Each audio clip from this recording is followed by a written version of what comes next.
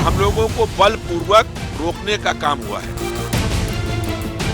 हिंसा से चोटिल संभल शांत है, लेकिन सियासत शोर मचा रही है। संभल संभलने की कोशिश कर रहा है, लेकिन सियासत उबल रही है। संभल पर उबल रही आज की सियासत के केंद्र में रहे समाजवादी पार्टी के बड़े चेहरे। समाजवादी पार्टी के इन सारे बड़े चेहरों से लैस 15 लोगों का प्रतिनिधिमंडल आज संभल जाने का प्रयास कर रहा था, लेकिन नेता प्रतिपक्ष माता प्रसाद पांडे को लखनऊ में उनके घर पर ही रोक दिया गया। बाकी सभी नेताओं को अलग अलग जगहों से वापस बैरंग भेजा गया। इन सारे माननीयों को साफ कह दिया गया कि संभल के डीएम का आदेश है, कोई भी बाहरी व्यक्ति, सामाजिक संस्था या फिर जनप्रतिनिधि 10 दिसंबर तक संवेदनशील संभल नहीं आ सकते, और अगर किसी को आना है तो वो सक्षम अधिकारी का आदेश लेकर आए। ये डीएम के उसी फरमान की कॉपी है। सभी उत्तरदायी लोग हैं, दायित्ववान लोग हैं, तो मेरा सभी से अनुरोध है कि वो जब भी आएँ तो आगामी अभी 10 दिसंबर तक रोक है, उसके बाद ही आए। खास बात यह है कि इस फरमान के जरिए संभल के ही सांसद जियाउर रहमान को भी बाहरी बताकर बाहर रोक दिया गया। फरमान आया तो साथ में सियासी तूफान लाया। एक तरफ अखिलेश यादव ने सोशल मीडिया एक्स पर पोस्ट के जरिए बैन को यूपी सरकार और प्रशासन की नाकामी बताया, वहीं अलीगढ़ की सरजमी से ज़बानी प्रहार भी किया।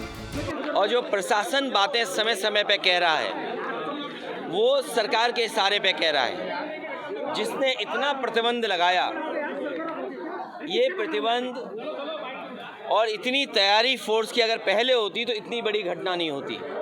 लोगों को न्याय का भरोसा दिलाना इस सरकार की जिम्मेदारी है। तो जमीनी मोर्चे पर उनके साथियों ने भी सरकार से लेकर प्रशासन को भर भर के कोसा।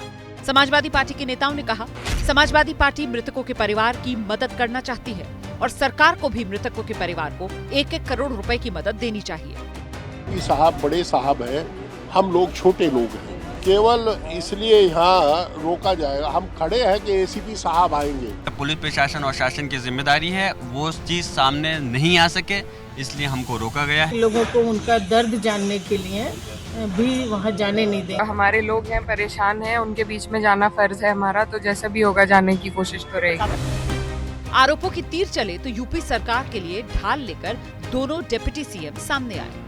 पूरे संभल प्रकरण को समाजवादियों की हरकत से लेकर उपचुनाव में मिली हार की बौखलाहट बता दिया। संभल में जो घटना घटित हुई, उस घटना के अगर मुख्य अपराधी के रूप में देखा जाए तो वह समाजवादी पार्टी है।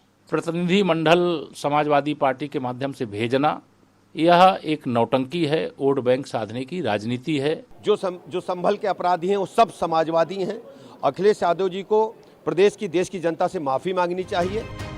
संभल में इंटरनेट बहाल हो चुका है, दुकानें खुलने लगी, सूने बाजार रोशन होने लगे हैं। संभल हिंसा पर सरकार की तरफ से गठित न्यायिक आयोग स्थानीय प्रशासन के साथ बैठक के बाद संभल जाने की तैयारी में है। न्यायिक आयोग जांच करेगा कि आखिर संभल हिंसा के गुनहगार कौन हैं, जिनकी वजह से 4 लोगों की जान गई। घटना से जुड़े 2 और नए सीसीटीवी फुटेज सामने आए, जिसमें भड़काने वालों को खगाला जा रहा है। उम्मीद करते हैं जल्दी ही सच सामने आएगा।